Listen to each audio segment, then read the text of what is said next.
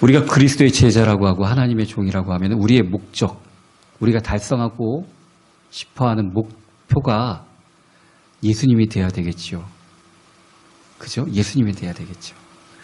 우리가 성공한 그리스도인이다 그러면은 우리는 좀 오해를 많이 해서 연봉 1억 이상 좀 되고 자식들 걱정 없이 공부 잘하고 뭐 그런 사람들이 성공한 그리스도인이라고 착각을 합니다. 그런데 사도 바울은 분명히 말씀하십니다. 너희 안에 무슨 권면이 있고 무슨 사랑의 위로가 있고 성령의 무슨 교제가 있고 무슨 긍휼이나 자비가 있거든 마음을 같이 해서 사랑을 가지고 한 마음을 품어서 그리스도의 마음을 품으라고 얘기를 합니다. 그리스도의 모습이 나타나는 사람이 성공한 그리스도인입니다. 목적을 분명히 잡아야 됩니다. 야곱이 축복, 하나님이 주시는 축복이 굉장하고 좋은 것으로 알고 우리 할아버지 때부터 그거를 쫓아가지고 이 가나안 땅에 왔으니까 내가 그 축복을 받아야겠다. 그 축복의 주인공이 얼마 몇 초, 몇 분 차이 안 나는 내 형이 아니라 내가 돼야 되겠다. 그런 생각을 가졌습니다. 그래서 어떻게 해서든지 그 축복의 주인공이 되고자 했습니다. 근데 그 축복의 실체는 뭔지 몰랐습니다. 온갖 인간적인 방법과 자기 생각으로 하나님의 축복을 받아보려고 했습니다. 그런데 축복은커녕 생명의 위협을 느껴서 그렇게 사흘 밤낮 잠도 못 자고 도망가다가 진짜 축복의 근원 되시는 하나님을 만나게 됐는데 나는 이제 도대체 뛸 힘도 없습니다. 어떻게 하든지 날 잡아잡수쇼 하고 들어놓을 때 하나님이 그를 만나주시고 네가 여기 다시 돌아올 때까지 너를 놓지 않고 내가 너를 붙잡아 줄게. 그런데 야곱은 그 하나님을 만난 그 사건 이후로도 축복이 뭔지를 몰랐습니다. 그래서 외삼촌 집에서 제일 먼저 한 것은 예쁜 여자랑 결혼해서 사는 게 소원이었습니다. 그것을 위해서 21년이나 허비를 했습니다. 근데 원하는대로 되어지지가 않습니다. 그렇게 애쓰고 힘써서 가정을 일으켜 세워보려고 해도 되지지가 않습니다. 그래서 또 머리를 쓰고 그래서 재산을 좀 늘려놨더니 외삼촌이 꼭 자기 재산 뺏은 것 같이 또 같은 사촌들이죠. 외삼촌의 아들들이 자기 재산 뺏은 것 같이 그렇게 생각을 합니다. 아, 여기 있다가는 안 되겠다. 그래도 우리 부모님 옆으로 가야지 여기 있다가는 내가 노년에 온전하게 가정을 이루고 살지를 못하겠다. 그리고 다시 고향집으로 오려고 하다 보니까 내가 왜 도망갔는지 그때 생각이 나지요. 형이 자기를 죽이려고 했던 것이 그때 생각이 납니다. 형이 아직도 20년이 지났는데도 나를 죽이려고 하면 어떡하지? 겁나기 시작합니다. 그래서 또 하나님 앞에 한번 나를 좀 살려달라고 붙잡고 씨름을 해보죠. 하나님이 살려주셨습니다. 위기만 넘어가면은 우리 왜 신비주의 좋아하시는 분들 하잖아요. 하나님 앞에 내가 이 일을 해결 안 받기 위해서 며칠 금식 기도를 하겠다. 내가 기도원으로 들어가고 이 문제 갖고 한번 좀 속된 말로 쇼부를 보겠다. 야곱이 그랬습니다. 근데 하나님이 그래도 나를 찾는 게 기특하다고 여겨주셔서 그 문제는 해결해 주셨습니다. 근본적인 문제는 하나도 해결된 게 아닙니다. 자기가 어떤 것을 바라는지를 잘 모릅니다. 자기가 그렇게 원했던 축복이 뭔지를 모릅니다. 그냥 돈 많이 벌고 이쁜 여자 만나갖고 아이들 낳고 잘 사는 거 이렇게만 생각을 한 모양입니다. 그 아이들 때문에 절체절명의 위기를 또 맞게 됩니다. 아들들이 나가서 큰 일을 벌였습니다. 자기 딸의 어떤 강간 사건을 통해서 그 남매되는 아이들이 나가서 어마어마한 일을 벌입니다. 자기가 감당할 수 없는 일입니다. 그때 하나님이 진짜 만나주십니다. 네가 이 땅을 떠날 때 나를 만났던 거기로 올라와라. 네가 그렇게 바라던 축복을 내가 이루어 줄 것이다. 그제서야 야곱이 자기가 의지하던 것들 다 우상신들 버리고 나는 이제 더 이상 사도 바울처럼 이런 것들 때문에 살지 않겠습니다 하고 씻고 옷을 깨끗이 입고 베델로 올라가게 됩니다. 우리는 잘 살고 싶어 합니다. 웰빙, 잘 산다는 얘기 아닙니까? 잘 산다는 얘기예요. 잘 살고 싶어 합니다. 근데 잘 사는 게 뭔지 모릅니다. 육신적 건강함, 아무리 건강해도 노쇠해지는 건 어쩔 수 없지 않습니까?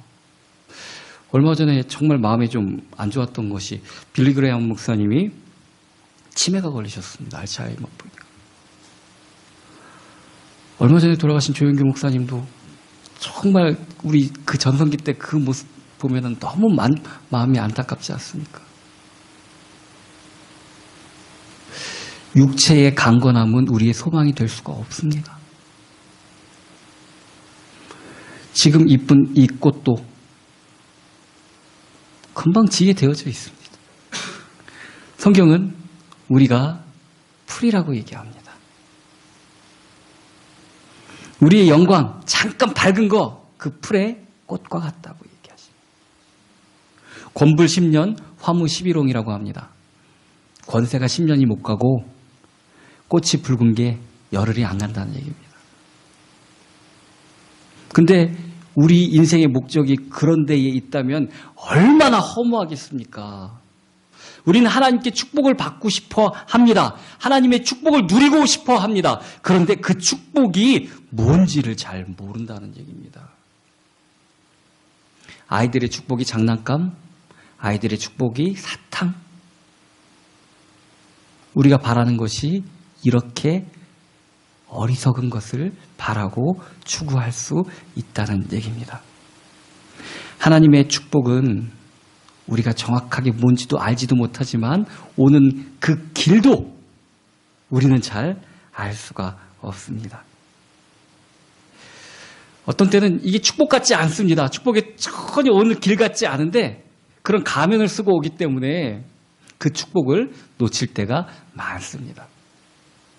미슐랭 가이드라는 것이 있는데 세계에서 그 요리를 잘하는 식당에게 최고로 3스타까지 줍니다. 별 3개를 줍니다. 그 미슐랭 가이드가 언제 심사관들이 올지 잘 모른답니다. 그리고 일반인들 같이 찾아와서 거기서 음식을 먹는답니다. 사전 조사를 하겠죠. 어느 정도 잘한다는 소문난 집을 가긴 가겠죠. 그래서 어떤 그 관계자한테 얘기를 미리 듣거나 뭐 그래서 소스를 좀 받으면은 준비라도 할 텐데 준비 못하면은 평상시 그대로 할 수밖에 없는 거죠. 근데 손님같이 들어온 그 심사관들이 그때 마침 불친절을 하거나 마침 그 주방 계신 분이 심기가 어지럽거나 그래서 그날따라 컨디션이 너무 나빠서 음식 제대로 못하면은 그 집은 탈락하는 겁니다. 하나님의 축복이 어떤 모습으로 우리에게 올 줄 우리는 잘 모릅니다. 그죠? 이것은 하나님의 축복 딱 명패 붙이고 오면은 그거 놓칠 사람 어디 있겠습니까? 그죠? 그거 놓칠 사람 어디 있겠습니까? 제가 군대 있을 때 헬기만 이렇게 뛰고 그러면은 막 무조건 서서 격려하고 막 그랬습니다. 왜 그러냐면은 사단장님이 이렇게 지나가는데 어떤 사병이 헬기 보고 격려하는 거 보고 쟤 누군지 찾아내서 휴가 보내라 이 얘기를 했다고 들어서 헬기만 지나가면은 우리도 한번 가볼 수 있겠다 그랬고 격려하고 도대체가 하나님의 축복이 온다는 게 명확하다면은 그거 놓칠 사람이 누가 있겠습니까? 그죠? 우리의 고난을 통해서 축복이 옵니다. 우리의 환난을 통해서 하나님의 축복이 임하는 통로가 됩니다. 왜 그러냐면은 보는 앞에서만 그러는 게 아니라 그 축복을 감당할 만한 사람이어야 되기 때문에 그렇습니다. 이 예화를 많이 들었는데 군대에 가서 처음에 뭐 훈련을 엄청 막 심하게 받고 그래갖고 이 최고의 군사를 만드는 게 아니라 군대 처음 입대하면은 훈련이 똑바로 걷고 서고 이것만 배웁니다. 총은 쏘는 게 저희 때는 6주 훈련이었는데 4주차 때 하는데 거의 일주일 동안 미리 사격술 예비 훈련을 하고 마지막 날 총을 쏩니다. 그러니까 4주차 되기 전까지는 총 못 쏴봅니다. 총 쏴보지도 못합니다. 군인인데. 모든 것이 갖춰졌을 때 축복을 받아도 그 축복을 사용할 수 있게 되는 것입니다. 강철부대라든지 그런 거 나오면 특수부대원들 멋있죠. 정말 남자로서 막 대단한 것 같고 막 정말 지구도 구할 것 같고 막 그러죠. 그만큼 훈련한 겁니다. 그만큼 힘든 시간을 보낸 겁니다. 정말 끈기와 그 군대 용어로 악으로 깡으로 버틴 겁니다. 그 특수부대 훈련에서 유리티나 뭐 그런 거에서 퇴소자들 많습니다. 다 100% 되는 게 아닙니다. 퇴소한다고 뭐 인생 낙오자 되고 그런 건 아닙니다. 정말 못 버티면은 어쩔 수 없이 낙오하고 떨어지는 겁니다. 근데 그것을 버티는 자에게는 그 영예가 주어지는 것입니다. 자, 훈련소 퇴소 당하고 그러면은 집에 돌아가나요? 그냥 일반 육군 훈련소도 여러 가지 훈련 일수나 그런 거에 의해서 퇴교 그 기수를 채우지 못하는 병사들이 한 기수당 몇 명씩은 꼭 나옵니다. 그럼 집에 가나요? 다음 기수에 다시 들어가는 겁니다. 또 하는 겁니다. 육군 기본훈련은. 우리가 믿음이 불량이 될 때까지 하나님은 우리를 훈련시키십니다. 왜냐하면 하나님의 축복을 주시기 위해서입니다. 그 레벨에 올라와야만 되는 겁니다. 그냥 떨어지고 말지가 아닙니다. 믿음의 분량이 올라가야 되는 것입니다. 자, 성경의 예를 보면 출애굽기 14장 10절에서 14절 보면은 이제 출애굽을 한 이스라엘 백성들이 홍해를 마주하게 됩니다. 이 외통수입니다. 도대체 어떻게 피할 길이 없습니다. 뒤는 애국 군사가 쫓아오고 양옆은 벼랑길입니다. 앞은 바다입니다. 피할 방법이 없는 곳입니다. 이 정말 무엇을 어떻게 선택해야 될지를 모르는 절체절명의 위기에 사람들은 낙심하고 불안하고 좌절했습니다. 그럴 때 뭘 많이 하냐면은 원망을 합니다. 저놈이 우리를 끌고 와갖고 여기서 죽게 만들었다. 모세를 향해서 그렇게 원망을 하는 것입니다. 아니, 애굽에서 나오게 될 때는 그 뭐 보석과 그런 것들 받아갖고 좋다고 찬양하면서 나왔으면서 앞에 바다가 있고 뒤에 애국 군사들 쫓아오니까 저놈 때문에 우리가 죽을게 욕합니다. 자, 그러나 믿음의 사람은 정말 하나님밖에 도대체가 내 구원자가 없다고 확신한 모세는 어떻게 얘기를 하는가 하면은 출애굽기 14장 14절입니다. 여호와께서 너희를 위하여 싸우시리니 너희는 가만히 있을지니라.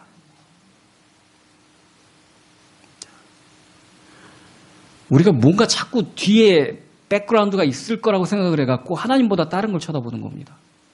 근데 모세는 이제 정말 아무것도 없습니다. 하나님밖에 없습니다.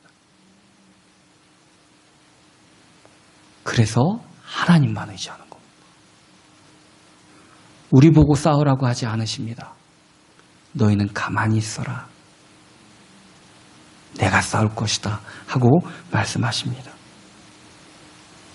자, 요셉을 보면은 그가 처음부터 그런 믿음의 소유자는 아니었던 것이 분명하죠. 나이도 너무 어렸고요. 17살짜리가 뭘 그렇게 알겠습니까? 그냥 아버지가 오냐 이렇게 키우니까 자기가 최고인 줄 알았습니다. 자기 말을 형들이 잘 듣고 자기를 사랑하는 줄 알았습니다. 형들은 아버지 때문에 어쩔 수 없이, 그래서 아우 저놈의 새끼 진짜 꼴보기 싫어 속으로 그러고 있었는데 눈치도 없어갖고 그것도 몰랐습니다. 그러다가 아버지 없는 곳에서 형들에게 죽을 뻔하죠. 뭘 믿고 그렇게 거기까지 찾다가 없어서 그냥 왔어야 해도 될 거를 쭉 가라고 쫓아가다가 죽을 길을 가게 됐습니다. 형들이 그 물 마른 우물에 던질 때 형들을 소리내어 불렀습니다. 뒤에 야곱이 죽을 때 형들이 그런 추억을 하지 않습니까? 우리가 그때 저 아이가 그 구덩이에서 불렀던 소리를 우리가 마음속에 더 생각했어야지. 우리가 매정하게 저 아이를 저렇게 버렸어. 우리가 이제 아버지도 죽고 저 요셉의 손에 우리가 어떻게 될지 모르지 않냐.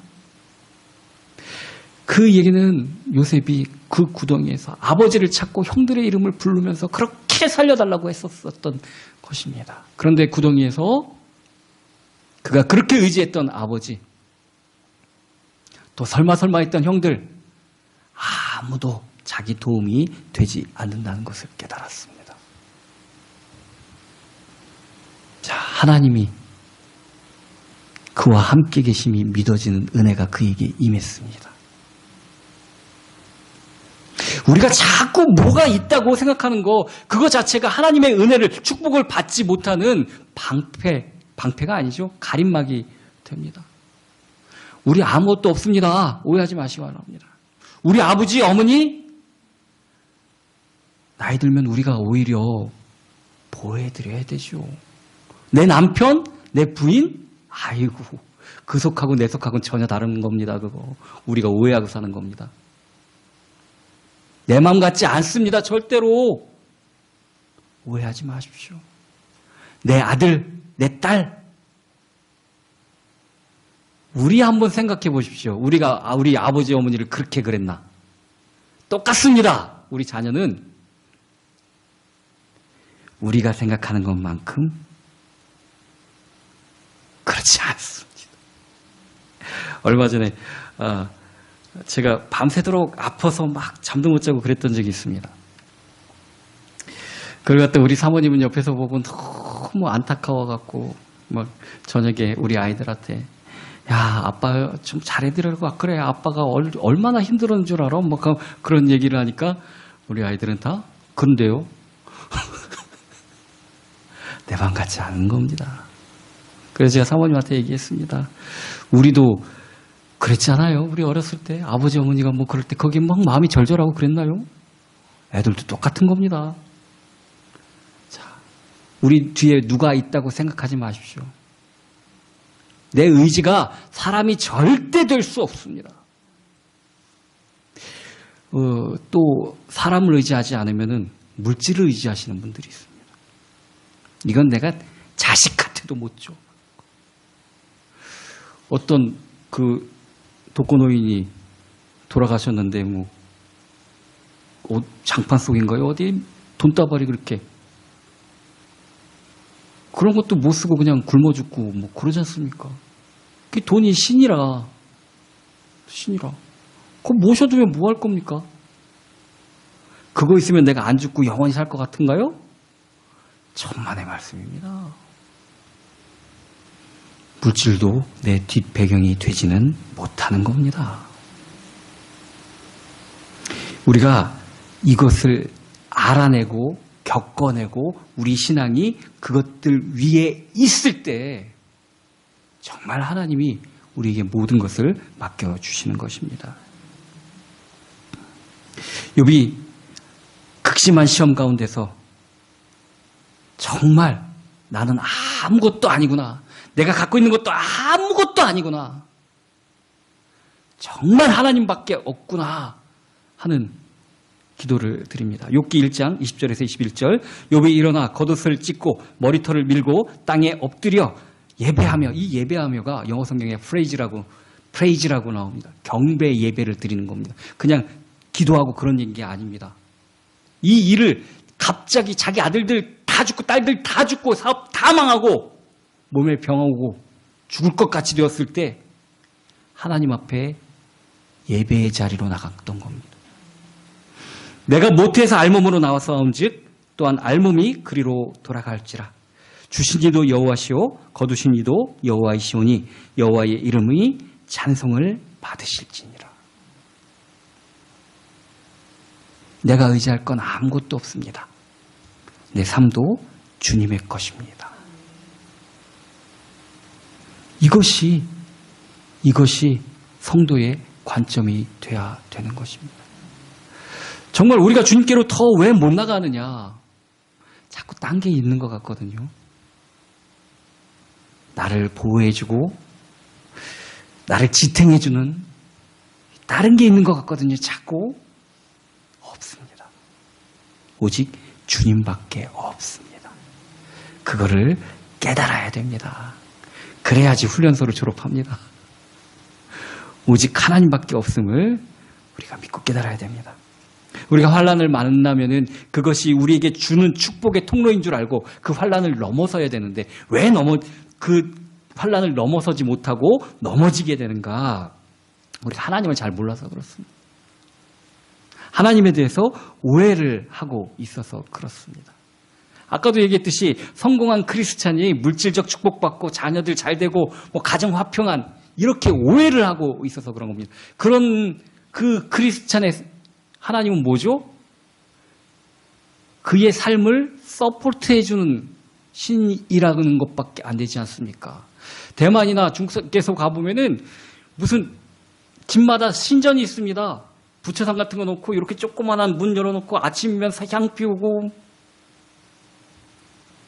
그게 그 신을 위하는 게 아니라 자기 삶을 위해서 그러는 겁니다.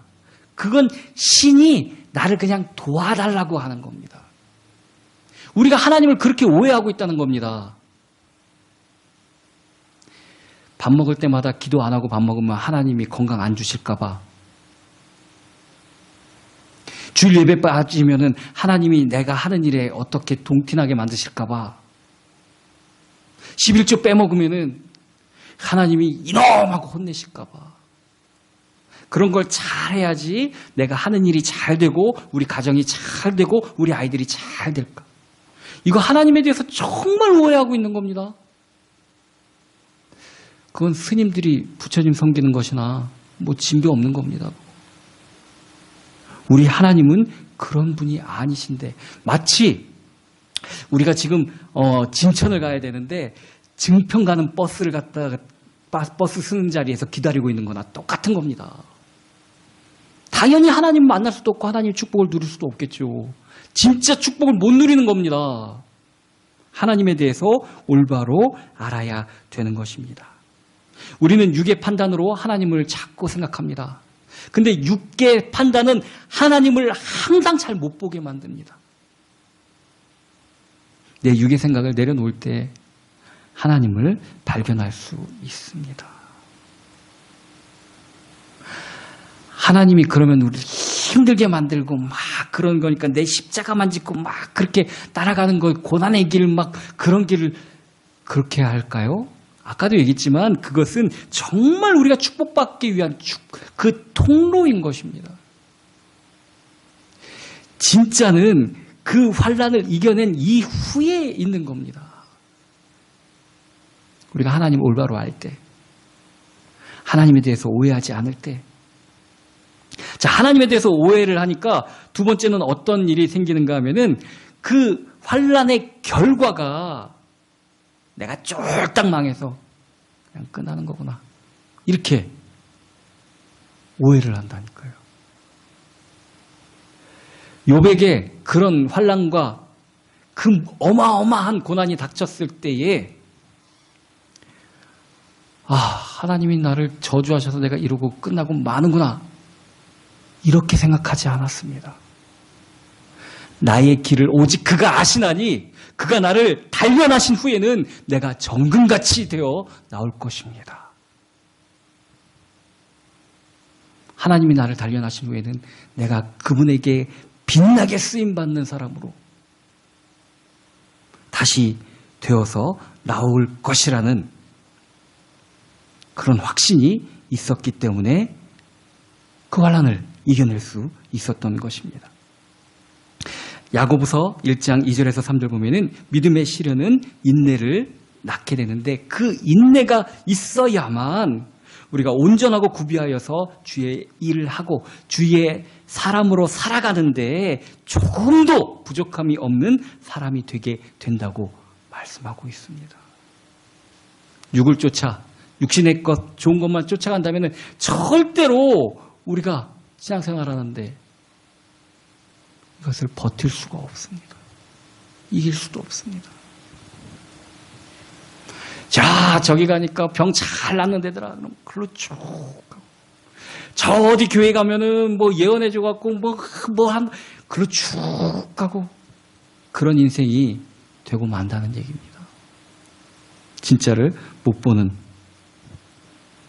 정말 우리에게 주시는 환난은, 우리에게 주시는 고통이라는 것은 훈련소 같은 겁니다. 이것을 통해서 우리가 정말 하나님 보시기에 인정받는 믿음만 된다면 하나님의 어마어마한 축복을 누리게 될 수 있다는 것입니다. 세 번째로 왜 환난을 만나면 넘어가지 못하고 넘어지는가? 아까도 얘기했듯이 이게 훈련소 딱 그렇게 되어져 있으면은 몇 주 훈련 막 그러면은 그거 진짜 악으로 깡으로 버틸 수도 있겠는데 얘가 도대체가 뭔지 잘 모르기 때문에 이게 정말 축복인지 뭔지 잘 모르기 때문에 얘가 심사하러 온 심판관인지 그냥 와서 진상을 떠는 손님인지 그걸 모르기 때문에 우리가 이 환난을 넘어서지 못한다는 얘기입니다. 예수님이 고난에 대해서 스스로 말씀하실 때 그를 따르던 많은 무리들이 이게 도대체가 무슨 말인고? 저 사람이 지가 누구이긴데 지사를 우리에게 나눠주고 먹으라고 하겠느냐? 다 떠나갑니다. 이 말은 어렵도다 하고 떠나갑니다. 자, 오늘 본문을 택한 이유도 그겁니다. 하나님이신데 6절 그는 근본 하나님의 본체시나 하나님과 동등됨을 취할 것으로 여기지 아니하시고 오히려 자기를 비워 종의 형체를 가지사 사람들과 같이 되셨고 사람의 모양으로 나타나사 자기를 낮추시고 죽기까지 복종하셨으니 곧 십자가에 죽으심이라. 자, 예수님이 나타나서 병 고치고 빵으로 막 물고기 2마리하고 보리떡 5개로다가 막 몇천 명씩 먹이고 사람들이 막 구름대같이 몰려듭니다. 이것이 성공인 줄 압니다. 제자들은. 이게 성공인 줄 압니다. 제자들은. 온 사람들이 연보기에다가 돈 넣고 이게 성공인 줄 알고 이제 예수님이 마지막 예루살렘에 입성하실 때는 이제 드디어 정권도 우리가 이제 잡는구나. 진짜 그런 것 같이 나귀 타고 들어가시는데 사람들이 겉옷을 그 길에 깔고 감람나무 흔들면서 호산나 다윗의 자손이요. 예수님은 그러기 위해서 오신 게 아닙니다. 자기를 낮추사 종의 형체를 입으셨고 그 형체를 우리에게 주시기 위해서 오신 것입니다. 그게 고난 같아 보이지만 그래서 십자가 순환, 십자가 고난이라고 얘기하지만 그것을 통해서 모든 이름 위에 뛰어난 이름을 얻을 수가 있고 모든 입으로 예수 그리스도를 주라 시인하게 되는 것입니다. 자, 십자가 고난이 이해할 수 없게 느껴져서 이 제자들 다 도망갔지 않습니까? 이제 끝났다. 예수님이 정권 잡고 막 그런 줄 알았더니 허무하게 반항 한 번 못 해보고 그렇게 따르던 사람들도 많았는데 어떻게 한번 데모 한 번도 못 해보고 어떻게 저렇게 허무하게 죽냐. 다 떠나갔습니다. 그들이 원했던 축복은 그게 아니었기 때문에 그냥 물고기 2마리 보리떡 5개로 평생 먹을 수 있게 병이 나면은 그냥 예수님 말만 하면 싹싹 고쳐지게 이게 축복인 줄 알았기 때문에 영원한 생명을 주신 그 길은 이해할 수도 없었고 그것을 받아들일 수도 없었습니다. 우리도 마찬가지입니다. 하나님의 축복이 우리에겐 이해 안 될 때도 있습니다. 그것을 도대체 넘을 수 없는 벽같이 느껴질 때도 있습니다. 예수님 제자들도 그랬는데요. 예수님이 직접 3년 동안 가르쳤던 제자들도 그랬는데. 자, 그런데 정말 한 가지 특별한 사건으로 말미암아 그들도 예수님이 가신 길을 갈 수 있게 되었습니다. 예수님이 가셨던 그 길을 기쁜 마음으로 그 중에 한 명은 나는 도대체 우리 주님이 지신 십자가를 똑바로 못 지는 죄인입니다. 나를 거꾸로 매달아 주십시오.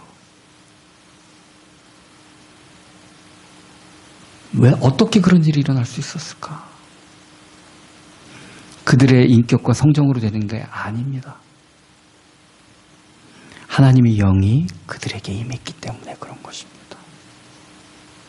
그래서 우리가 이 시련을 극복하고 정말 하나님 뜻대로 살아서 하나님이 주시는 그 축복을 누리는 비결은 성령의 충만함을 구하는 것입니다. 우리가 지금 어려움을 만나고 있다면은 그 안으로 들어가서 덜덜 떨고 있지 마시고 그 문제에 사로잡혀 있지 마시고 하나님 안으로 들어가시기 바랍니다. 그리스도께 나아가시기 바랍니다. 사도 바울은 오늘 빌립보서 쓸 때도 감옥 안에 갇혀 있었을 때입니다. 그런데 감옥 밖에서 어려움에 갇혀 있는 성도들을 위로하는 글을 씁니다. 그 비결은 그리스도의 마음을 품으라는 겁니다. 우리가 많은 것을 은행에 넣어놓고 뭐 어디에 쟁여놓고 살면서도 왜 그렇게 갇힌 자처럼 거기에 매여서 꼼짝달싹 못하고 사는가? 그러지 않아요. 무서워서 교회도 못 나오고 뭔 일 있으면은 그거 가느냐고 예배도 빠지고